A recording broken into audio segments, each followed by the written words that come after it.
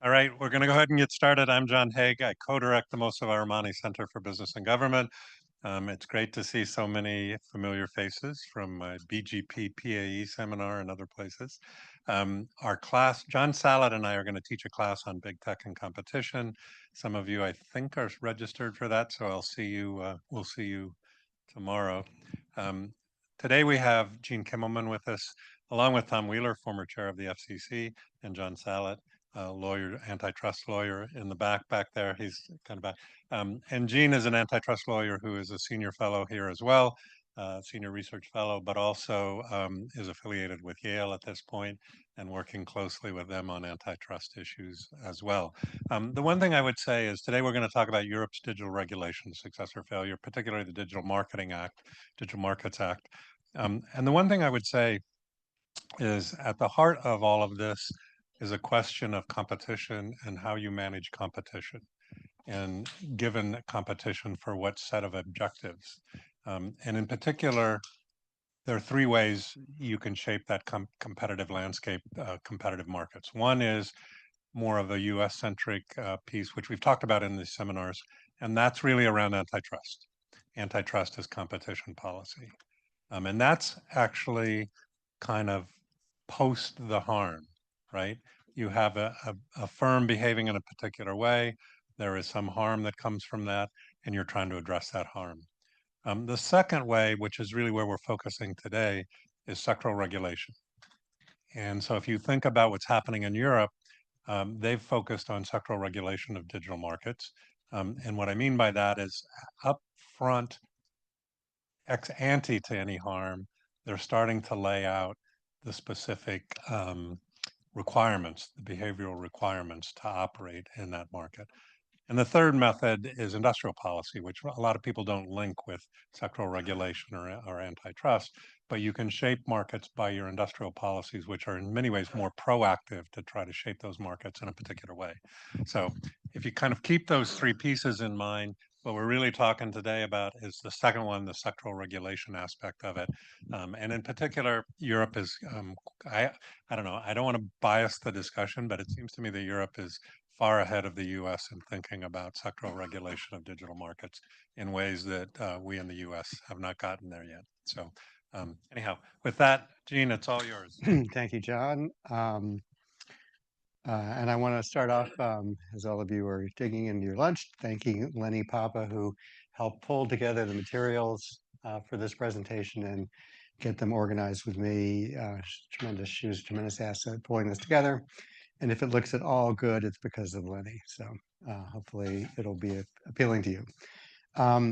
So as John said, we're going to look at a form of regulation, but I'm going to sort of frame it up as a little bit of a story here.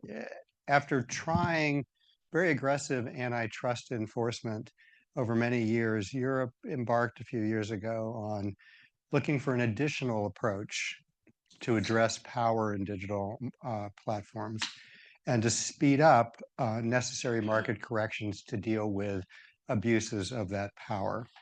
So today we're going to start the process of evaluating, how this new law is working, how a parallel law in the United Kingdom, the Digital Market Competition and Consumer Act, which was developed around the same time, but a little slower in implementation, how that is unfolding.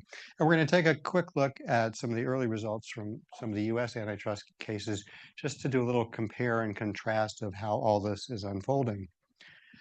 In a nutshell, I want to show you over the next hour how tremendous excitement and hype around this new approach, this new law, the Digital Markets Act, really kind of overstated what could happen in a short period of time. At least at the outset, there was so much frustration with antitrust that people thought, okay, this is the new tool. This is going to solve the problem. A little overhyped.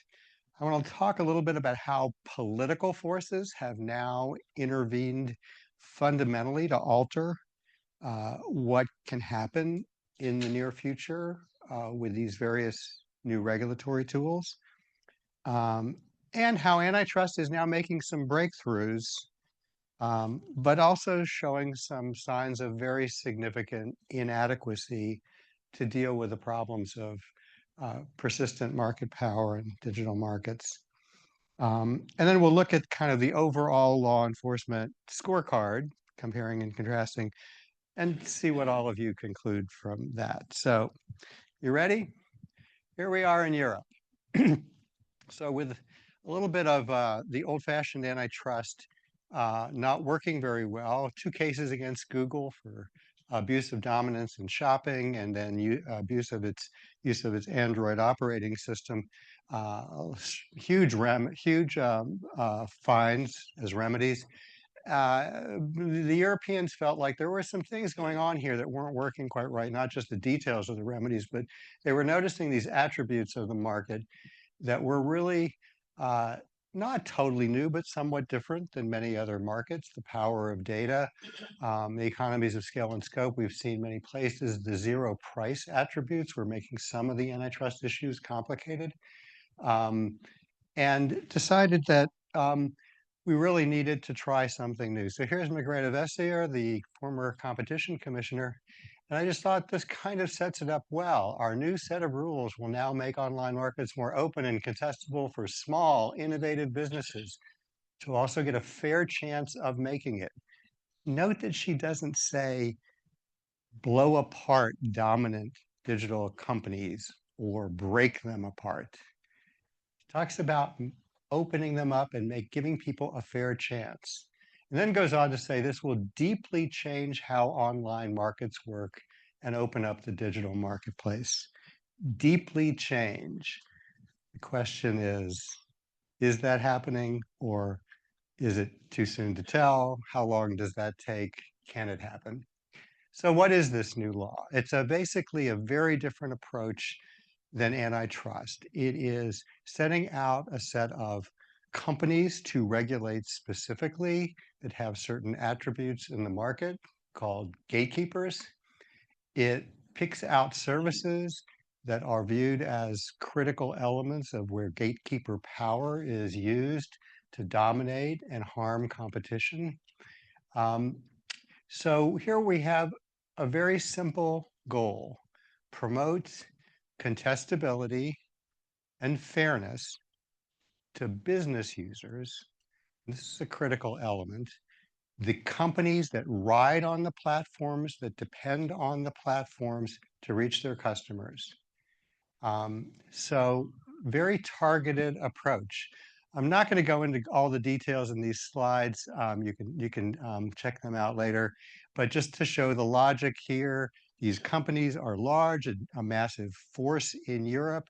They're viewed as essential to the business practices of those who use them.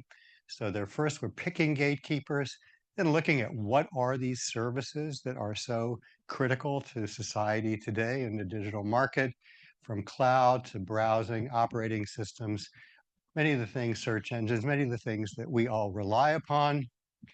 Here you see just the framework of how Europe lays this out in the first year.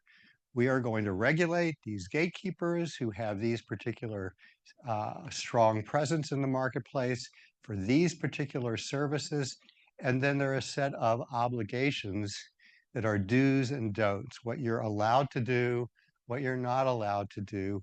Again, coming off of the experience in antitrust, that you had proof problems, you had defenses, you had efficiency claims.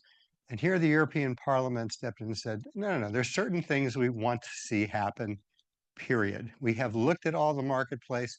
We see the back and forth. This is where we've landed. We want the Commission to just promote certain things and prohibit certain things very straightforwardly. It's a very detailed, specific law. Platform device neutrality, switching, multi-homing, being able to use multiple services off a platform, prohibit tying and leveraging. Some of this, again, comes through antitrust, but here it was, we got specific things we want to go after. So law passes 2023, starts implementing with these various phases of determinations. Guess what? Google is a gatekeeper. for a variety of services that it offers. Its dominance across its Play Store, its search, advertising, uh, browser, Chrome, so many different things. So let's look at what, as the Europeans weigh in on this, they start kind of honing in on as areas where Google needs to address its problems.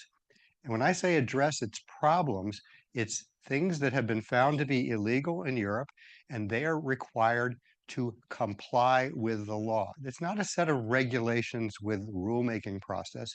It is, here's what is prohibited, here's what's allowed, comply. So Google does first a compliance report, and the commission says we find that there are certain things that are not in compliance with our law. First is how they treat shopping services. So comparative shopping services, viewed as having been discriminated against, the law prohibits self-preferencing by Google on its platform. And so the European Commission says, fix it. So Google comes in. We're going to allow comparison shopping services to bid for product list ads. Not just the way Google's algorithms decide that you should be presented various products, which is the left-hand side of what they were doing before. No. Now you get an opportunity to present your products on Google's search features with prices and the ability to shop by linking out to your website. So Google's compliant, right? Well, maybe. Google also is found to be in violation for how it treats people in its Play Store. They have commission fees of about 30%.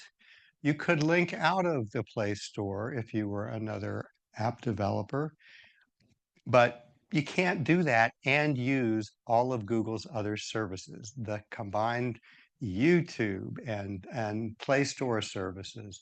And if you want to use Chrome in conjunction with your app, if you're doing that, you have to use Google's pay system and pay a 30% commission. So found to be illegal, the law requires the ability to link out and not discriminate against other app developers. So Google comes up with this external affairs program. Lets apps include links to external offers. Oh, but there's some fees to get them, because we've now changed the business model, right? You're not doing everything by paying a 30% commission to Google. So you have to go and come up with an alternative approach. Here they come up with subscription fees, ongoing service fees, and then of course there's safety issues the moment you're linking out of the Play Store and security issues. And there are a variety of terms and conditions that apply there. So the European Commission looks at this. Is it compliant? They investigate. They say neither of these is compliant. Still favoring themselves in terms of search treatment of shopping sites. And these fees are not in compliance with the Digital Markets Act. They also investigate Apple. Apple, with its App Store, also charging 30% commissions. Tell them you need to be compliant with the law. You have to do the same thing as Google, have to be able to allow apps developers to link out, and you need to make sure you're not discriminating as you do it. So Apple's world's a little complicated here. This is kind of like what it looked like before. Apple, as we know, is a closed network. You do everything within the Apple App Store. Payments, Apple Pay. Terms and conditions, security features, quality, all done by Apple. They also wouldn't let you, even if you had a website, tell people through your app in the App Store that there's somewhere else you could go and something else, a different price you could pay. Not allowed, none of that allowed. Viewed as violating the Digital Markets Act, they come in with their compliance program. So here on the right, you have what Apple proposes, again, changing the business model. You need whole new business terms for your customers, and they have to be secure and safe and up to Apple's quality standards. And it turns out it's quite complicated. Um, so they need to make a whole variety of changes here. They came in with this idea of a core technology fee. They came in with a variety of different charges. I'm not going to go through all of them. I'm trying to vastly oversimplify that, just to give you a picture. But 50 cents for every download. Oh, if you're only over 1 million threshold of digital downloads, um, which is, of course, only the big companies, not small companies, only the companies who really were clamoring to want to compete against Apple. They get hit with this. A lot of complaints about this.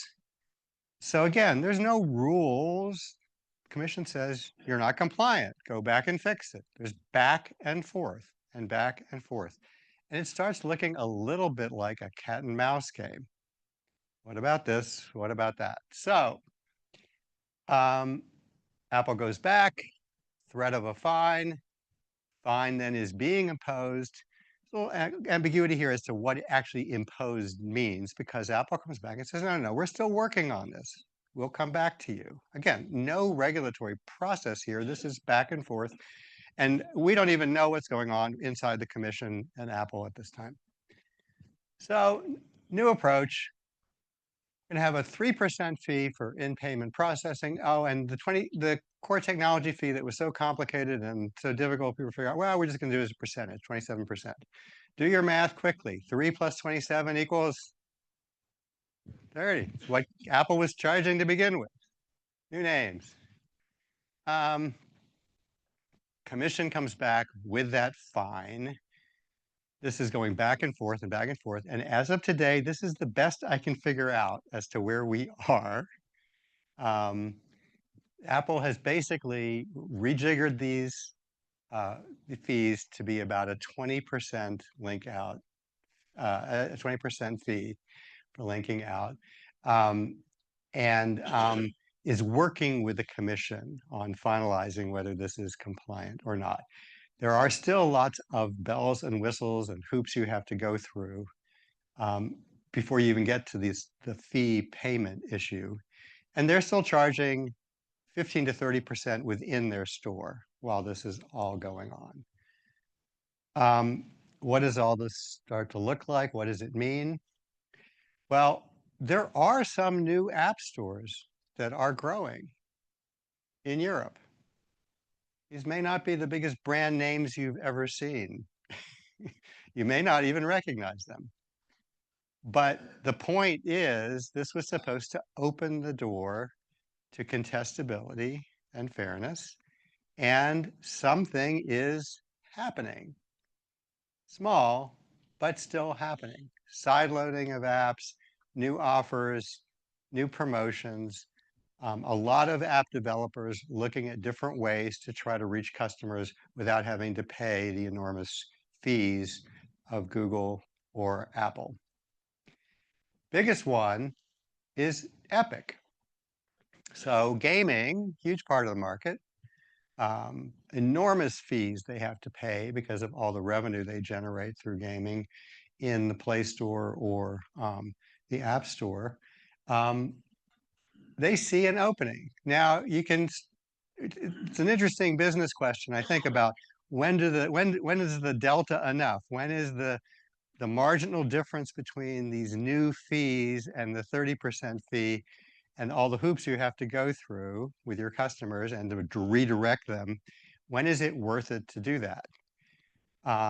Unclear across the market, but we're starting to see some activity. And Epic, clearly extremely well-heeled company, comes in and starts making promotions, rewards, trying to draw customers out of the App Store to directly purchase from them. Clearly worth it to them. So this is having some impact.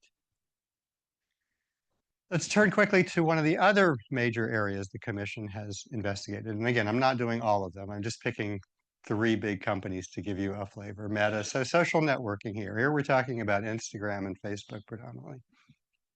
You all probably know the uh, uh, privacy laws in Europe, well established now over the years, much stronger than here, require consent for sharing personal data, GDPR. Has not been working all that well. It's been a little clunky. You all probably click through all the consent all the time, and it just has not kind of grabbed people as to whether they're in a bargaining position with the platform that is offering the right to either consent or not. They certainly don't make it easy. So the DMA includes some additional provisions designed to open up social networking to competition in the form of greater consent requirements to use personal data for advertising. So basically, in a nutshell, the law says Facebook has been using all this data and Instagram for a long time, charging you, consumer, zero, but making a ton of money off of the advertising, and it's exploiting your personal information. They need to do a zero price service with the exact same qualitative elements as the Facebook and Instagram service was without sharing the data. So all that advertising revenue comes from sharing the data. So Meta comes up with a two-tier plan. You can consent or you pay.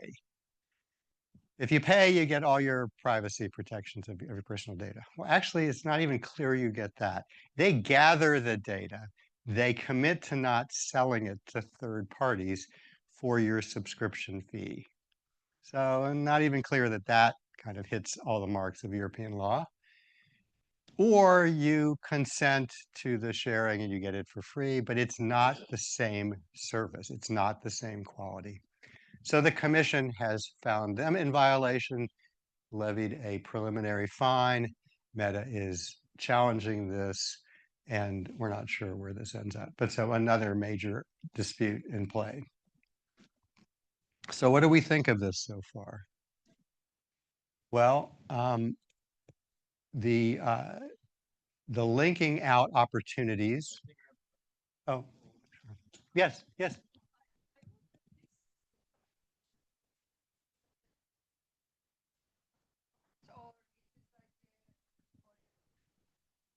So The let's say subscription, it's like a monthly fee. monthly fee, Yeah. and then at the end of the month, your subscription will be expired, and they can still use your personal data, right? Well, it's again, you have to there's a consent requirement for the term of the contract. So whether they do it for a month or a year or whatever, I haven't looked. I think almost all of them are for a year. But each time they have to come back to the consumer to get consent. So they can't automatically shift you over to something else. If you're not consenting, they can't use the data. But again, we don't know exactly how this is going to play out, whether the subscription model is going to actually be sustained under European law or not, because again, they still are gathering the data. They're just not selling it out to third parties. So we're back here to whether if you're a hotel, if you're a shopping service, whatever you are you getting fair treatment on Google? Well, there clearly is more uh, linking to third-party websites off of Google search in Europe. How much? Unclear. But one of the interesting things is as Google makes it easier for you to shop with the third-party material, they also add new features that Google wants to present to its customers. And it's the product viewer. And guess what? It's really attractive with Google's own algorithm driving you towards what it thinks are the best prices and the best products that you may want. And so all the third-party shopping services are kind of up in arms about that. Commission has not fined Google yet, is still investigating, has threatened to fine them. And under the most recent information, Google has come back and said, oh, we'll change it again. will let you put your precise ad presentation in your own box on our search page to try to comply with the law. So we'll see what happens there. So what we're seeing here, if you think about the various examples I've given you so far, so a lot of problems to be worked out, kind of kinks in this at the front end, because as I said, there are no precise rules, there was no rulemaking process, there's a back and forth. So here you have the industry association representing most of the big digital platforms saying, it is horrible, it's opaque, goalposts keep shifting, can't really do effective compliance. Of course, the flip side of that is, have they been gaming it all along to try to avoid compliance? Are they offering a little bit each time the commission threatens to fine them for being non-compliant? There's a lot of third-party academics looking at this who are not self-interested parties, who are raising, I think, legitimate concerns about whether this self-compliance really is working appropriately if the commission does not set very clear goals, not just comply with the law, it says don't discriminate, but some very precise milestones, benchmarks that really make it difficult to play this game of cat and mouse back and forth. So I think that's getting teed up as the commission does a review here in the second year of the implementation of the law as to what it needs to adjust going forward. So these are the kinds of concerns I think that are really quite legitimate. But none of this is happening in a vacuum. Of course, we know with any new law, whether here or elsewhere, anyone who doesn't like it is going to file a lawsuit saying it's unconstitutional or inconsistent with other laws. Here in Europe, most of the legal challenges are that it is inconsistent with other fundamental business rights in Europe. And so it's being challenged kind of on like the equivalent of a constitutional law level, and then also being challenged for lack of proportionality as to whether it actually does what it needs to do with as little intervention in the business model as possible. So lots of legal challenges. But I bring this one up here, Apple going after it, because it is so aggressive. I mean, it's one thing to challenge. We see this all the time. You know, basically harder to do business in Europe. Apple wants the law scrapped or handed over to an independent agency. Well, the European Commission is an independent agency. So it's very, very aggressive. Not all the companies have been equally aggressive, but Mark Zuckerberg, Meta, very much the same. And I think there's a big reason why they're being that aggressive. And that is the political environment in this country, if you think about it. You have the head of the Federal Trade Commission basically saying that the fines that are being applied aren't tied to just what's happening in Europe. They're a part of their gross revenues. They're therefore a tax. So this is tax on US companies. And he's not doing this out in a vacuum. Guess who is fully behind the assault? President of the United States. As the president, I stand up to the countries that attack our incredible American tech companies, digital taxes, digital service legislation, digital markets regulation, all designed to harm or discriminate against American technology, according to President Donald Trump. So it's no surprise that the companies are riding on that aggressive intervention from the US government to try to increase the pressure on Europe to back off.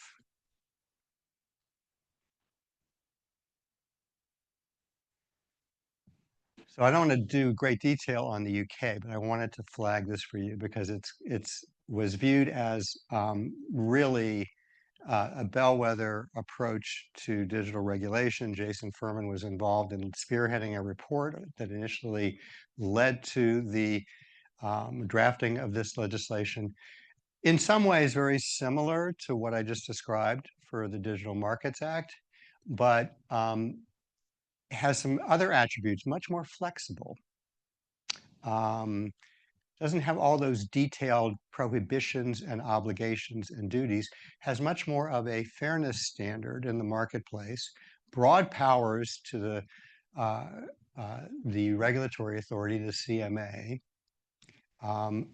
similar focus on a number of companies. Here, they're companies that have strategic market status, but you'll see that the nature of what strategic market status is very similar to what a gatekeeper is under the DMA. So what are you supposed to do? You put in place conduct remedies. There's no requirement of showing of wrongdoing. This is, again, reasonable behavior in the marketplace, far-reaching regulatory powers, very expansive once the CMA decides who has strategic market status. So a lot of hope that this law, in a more flexible form, was going to pick up things the DMA wasn't picking up. A little bit behind the DMA, but so far, Google has been designated. Surprise, surprise. Apple's under investigation. And I will also say that Amazon, Microsoft, the background here is the CMA has been doing market analysis of these sectors for a dozen years. They have very detailed analyses and findings. So even when I say there's no wrongdoing required under the law, they have an entire dossier on how each of these markets works, what doesn't work, where they think there's discrimination. Again, a lot of hope that this law was going to step in and actually be a much more effective tool than the Digital Markets Act. So they've set up 3 categories of priorities. Here's the first one that's already just being launched now. Again, focused on Google. Choice screens, fair rankings, some publisher controls of their content in the Google advertising ecosystem, and data portability.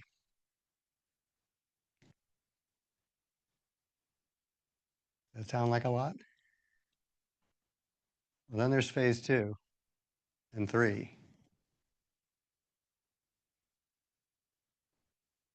Not divesting anything here, are we? We're not making big prohibitions on various behaviors.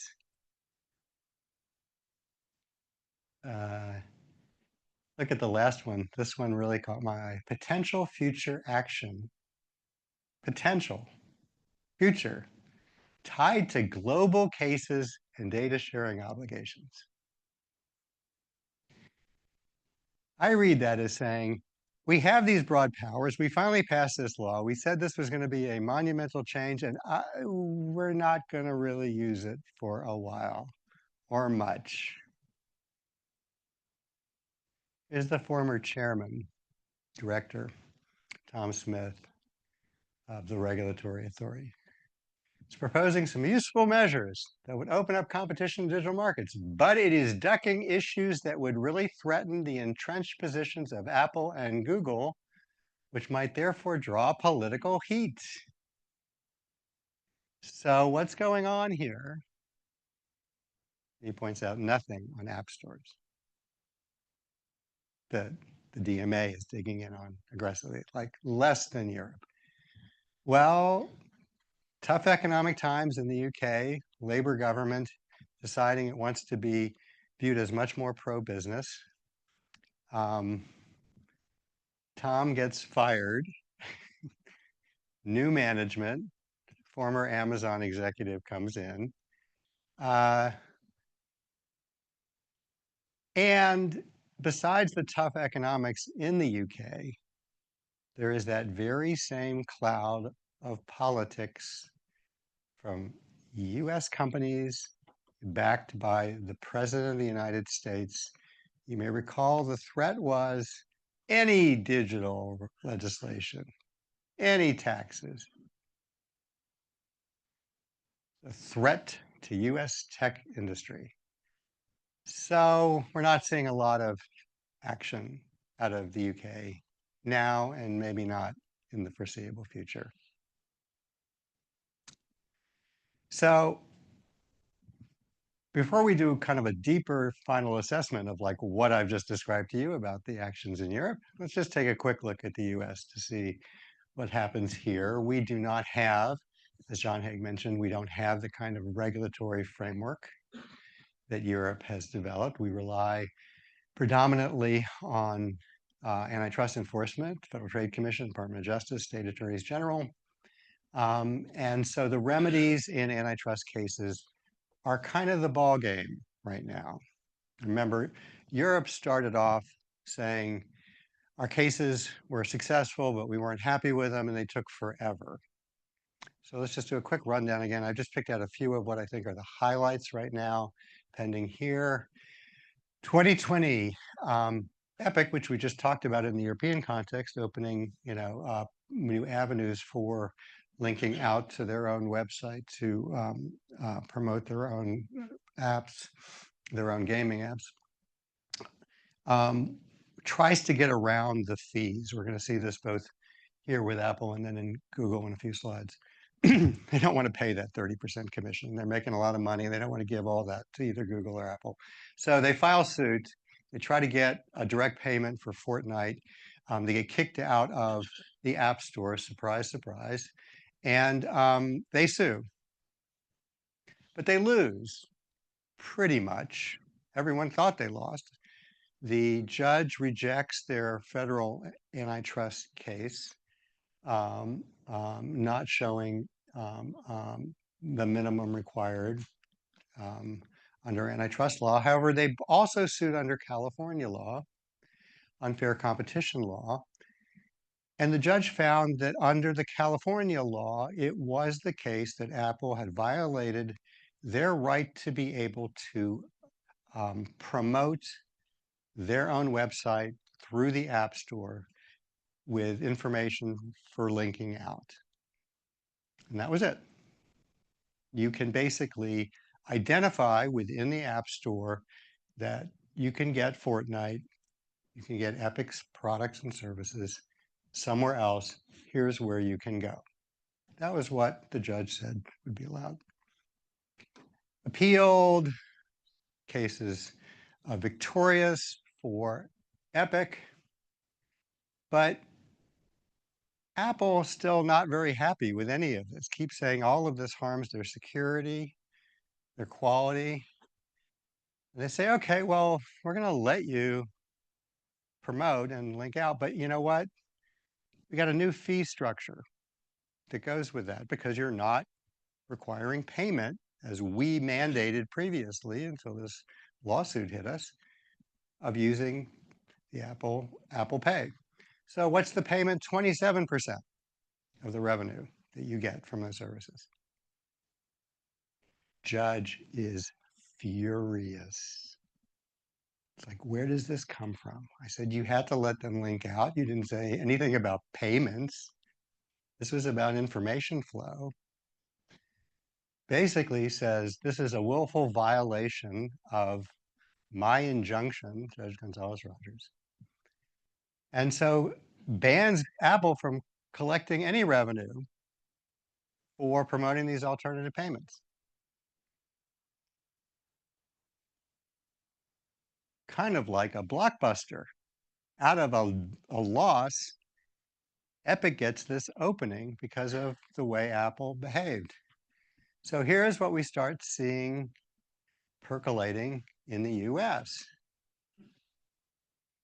Fortnite returns to the App Store because now they don't have to pay the 30% fee. Well, they have to pay for whatever is actually purchased through the App Store, but they can promote their website right there in Apple's App Store. And then Spotify comes in and says, this helps level the playing field by allowing all developers to offer basic pricing information and easy to access links for consumers to purchase digital goods and services through iPhones with unnecessary steps or additional taxes levied by Apple. So this starts shaking up the market here.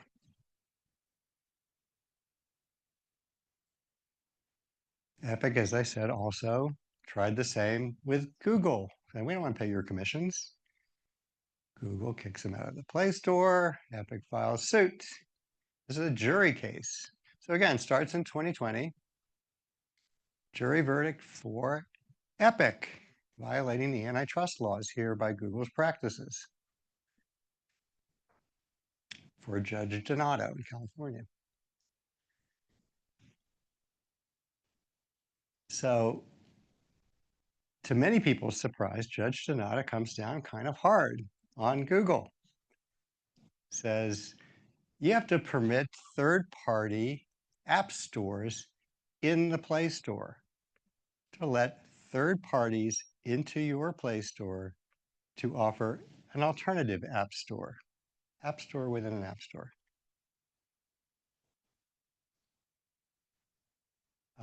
Allow developers to include external links in apps, enabling users to bypass Google's billing system. So you don't have to use Google Pay. It also, when the App Store, in the App Store is allowed, it enables the third party to have full access to Google's library of apps. This may sound arcane, but it's really important that you can't have an app store unless people can buy a whole lot of different things. They may want to buy yours, but they may want to buy a whole bunch of other things too, right? Google controls all of that in the Play Store.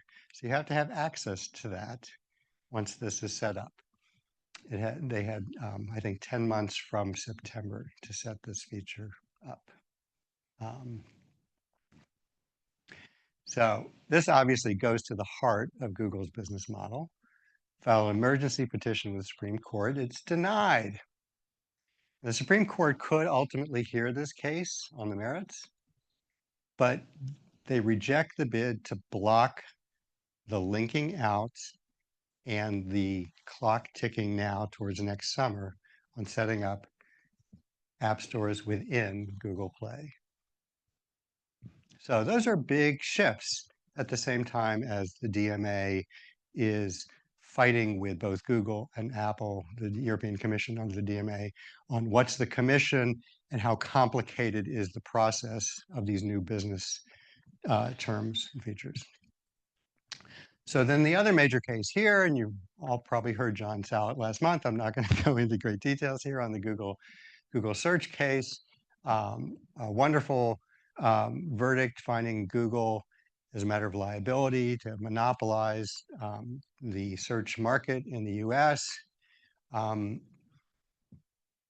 And remedies just coming down. Again, John did this in tremendous detail. But there are certain things Google's not allowed to do, tying various of its features together with search. The one I didn't put up here, there's a limited data sharing requirement. But the big news there was the disappointment of what the judge refused to do based on what he described as very logical remedies proposed by both the Justice Department and the state attorneys general. Google was paying more than $20 billion to Apple and doing revenue shares with Samsung and Motorola and wireless carriers to promote Google search as a default search engine. The judge found in many ways, shapes, and forms this was fundamental to their monopoly scheme, but doesn't prohibit it. Huge data advantages the judge finds, but he refuses to require Google to share lots of that, or maybe they get to share a fair amount for once or twice, very short period of time. So I haven't listed the data sharing as a big win. And then the big ask was to divest the Chrome browser. And the judge says no. And John went through this, but I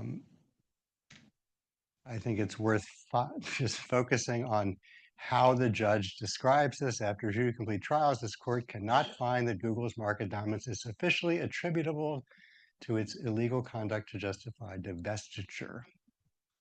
finds them liable, finds them using all these tools, but not sufficient to justify divestiture because the record does not support the requisite heightened causal connection. Wisdom counsels against adopting radical structural relief. So Google will not be barred from making payments to distribution partners for preloading or placement of Google Search, Chrome, or its Gen AI products. This was the fundamental finding he made in liability as contributing to the harm to competition. Why not? Because in some cases, it will be crippling. There'll be downstream harms to distribution partners. So for now, Google will be permitted to pay distributors. Well, Colorado Attorney General doesn't find that very pleasing. Judge Meda's failure to prevent Google from continuing its monopolistic conduct and its toleration of the status quo risks allowing Google to maintain its dominant position and thwart the future entry of generative AI platforms into Google's monopoly markets.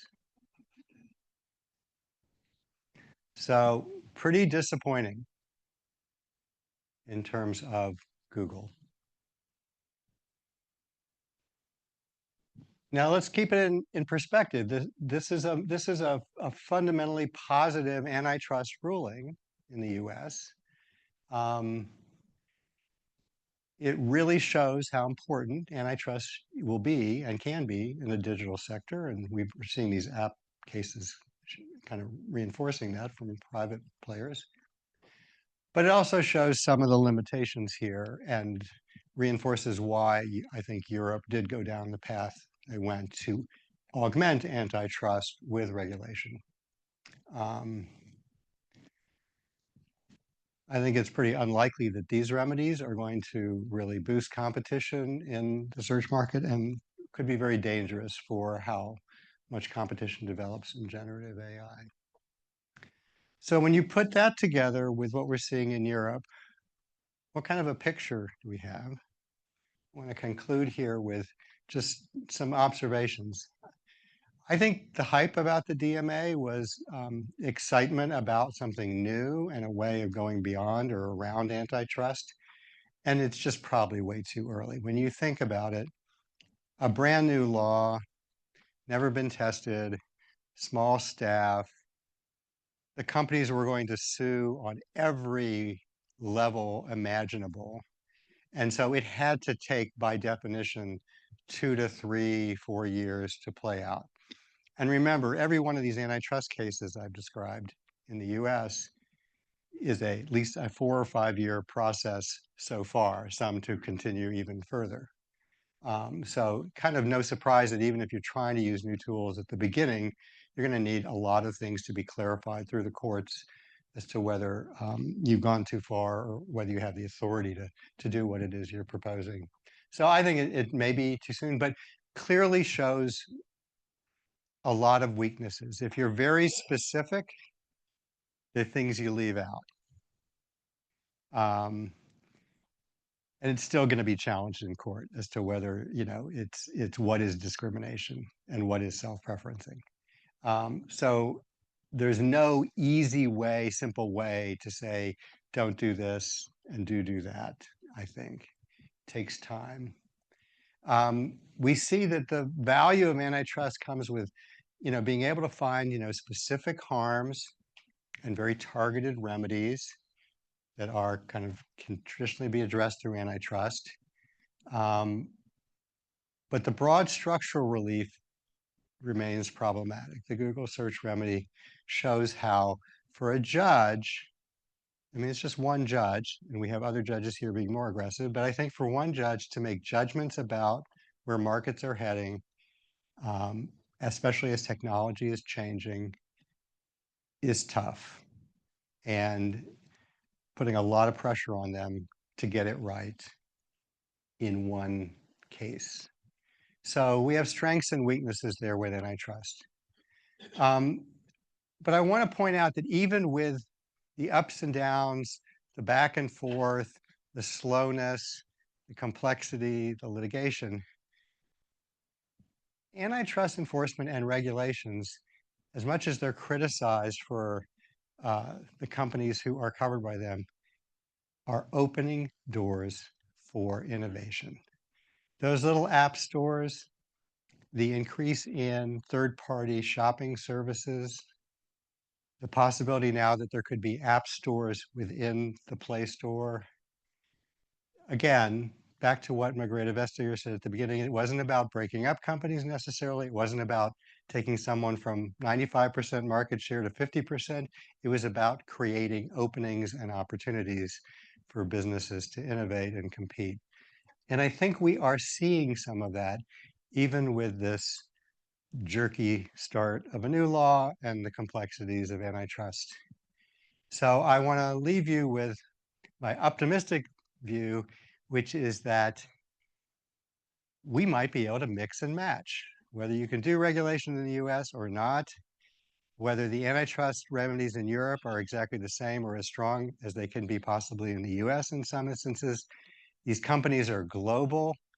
They can try to split their platform services between continents. It's not always easy, but it certainly is visible. You will know whether it is a high commission or a low commission in or outside of an app store, whether it's in Europe or the US. You will know whether certain things are interoperable on one continent versus another, whether features are available one place or another. And so I think somehow we at least have the building blocks, taking the strengths of the laws in each of the jurisdictions to try to pull some things together. So I wanted to stop a little bit early to leave room for questions or observations. So tell us about the tiger. Is he asleep or awake? Well, what do you think? What do you think? That's for you to tell me. I like that tiger. I think the tiger looks like a very, very cute pussycat until decides not to be. Go ahead. Hi, thank you. How much is it a problem of the design of the regulations, and how much of this problem with enforcing antitrust and regulations against tech companies is just that the companies aren't really afraid of us? You know, like in China, China doesn't really seem to have a problem getting its tech platforms to comply with the spirit and the letter of regulations, whereas for these efforts, you know, we've been trying for decades, and it just doesn't seem to be that easy to get companies to actually comply with the spirit of what they're being asked to do. Well, they're definitely big and powerful. I don't think that either the Europeans or US government policymakers have ever thought they want to use the approach of the Chinese.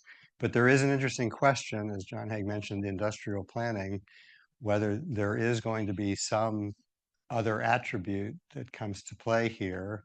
If regulation doesn't seem to fix what antitrust didn't seem to fix earlier, there certainly is some clamoring in Europe about doing a much more aggressive kind of internal focused promotion of European companies. The question is whether they even have the capability of building what the Silicon Valley giant companies have done here. So I don't know, but that sentiment is there. I think what the more realistic thing to think about is not that we're going to move towards what the Chinese have done, but it's going to be some, again, experimentation to see what seems to work. But I think Margrethe Vestager's comment is most telling in the sense of there are economies of scale and scope here. They found these attributes. They're going to try to clip their wings and prevent the most dangerous abusive practices. And I think that's where ultimately governments will catch up with the platforms, and that will happen. But it doesn't fundamentally alter their power.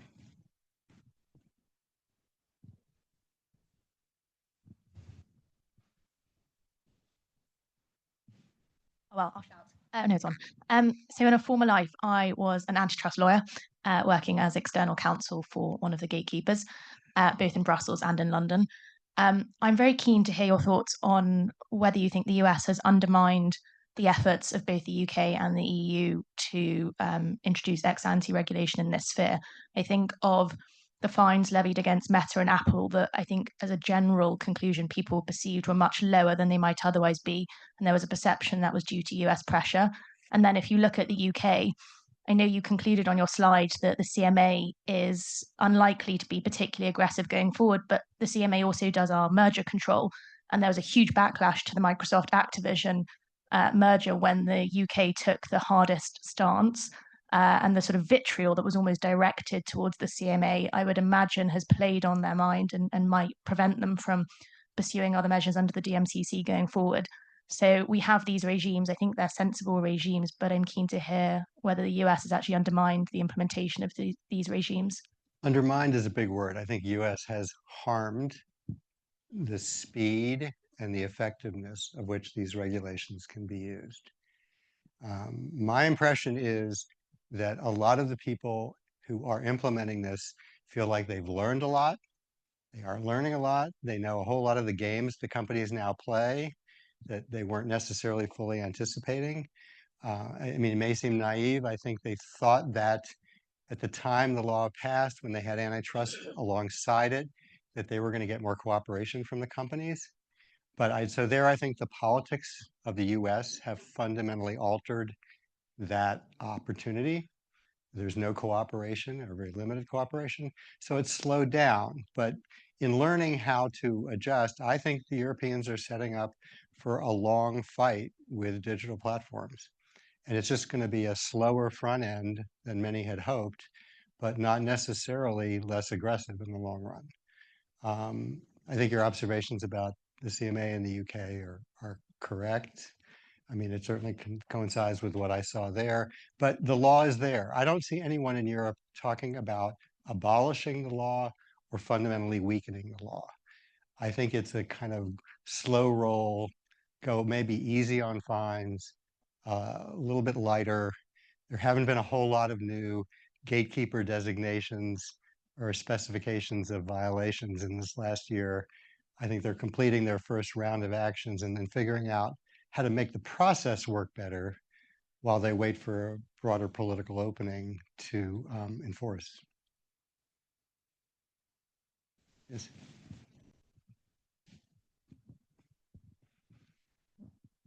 Hi, Jean.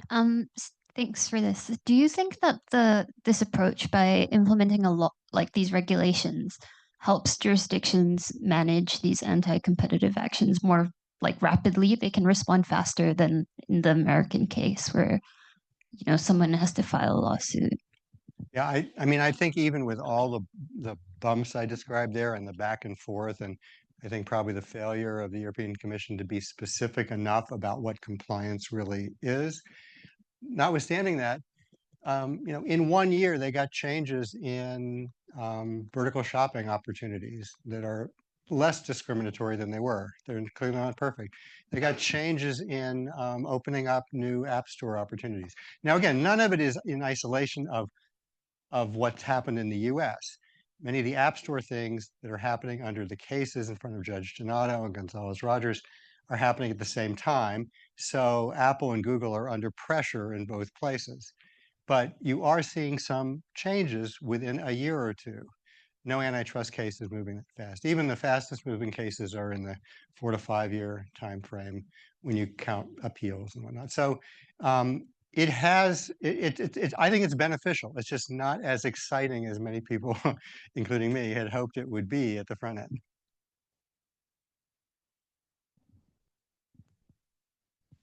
Other questions? We worn you down? Tom Wheeler. Can I pile on with Tom. Oh, you got me.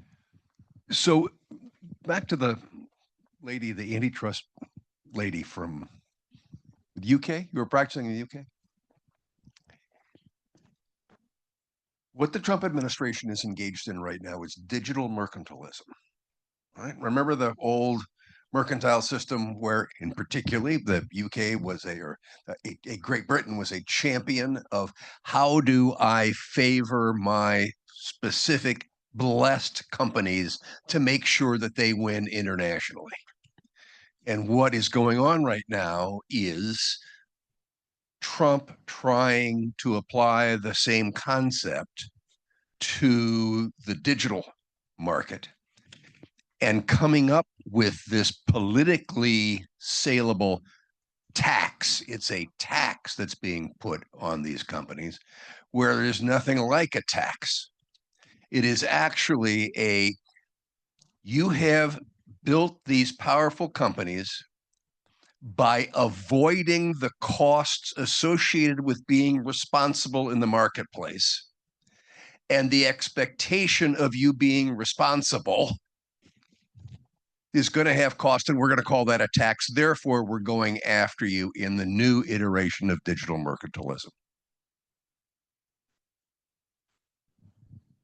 Well said. All right, so I have probably one last question, and it really relates to, it seems to me that basically the firms are running down this path of, let's see, I'll build up this gatekeeper role between people who have something and people who want something. And then I'm going to make it very, very hard for anybody to escape that system. And then I'm going to charge them a fee and capture rents. And when I'm attacked, I simply delay, maybe negotiate marginal reductions in the fees I charge, but try to stretch it out as long as I can. I like the question about timing, because going into this, I was thinking antitrust in the US takes forever to get through the litigation process. And I thought sectoral regulation would be a more effective and quicker way to address some of these issues. Now, listening to you, I'm not so sure, although you did seem to think it was quicker, but I'm not so sure. So how you laid out a model that was a combination of sectoral regulation and antitrust enforcement or competition policy enforcement. Can you just take, this is a whole separate conversation probably, but a little bit on what that means. Yeah, but you're reminding me that I left out one thing that hasn't become relevant yet, and that is under the Digital Markets Act, there's a 3 strikes and you're out provision. If you're found in violation 3 times within a specified period of time, doesn't have to be for the same service. It's just the same gatekeeper, 3 violations. It opens up the power for the commission to launch an investigation to consider structural relief or breaking up the company. Now, has not been done in Europe, and it's premature, which is why I left it out here. But the idea there is that you can't just keep playing cat and mouse. You can't keep just, internalizing the fines as a cost of doing business, that there is a potential ratcheting up process. Plus, there's also antitrust behind it if the behavior is such that it could be violating the antitrust law. So, again, to me, it's hard to know, but it's a bit of a mix and match. And it's at least with an awareness that the companies will game the system and that you need to try to stay with them, if not ahead of them. Well, thanks everybody for coming. Yeah, we're a little past the witching hour, but thank you everybody.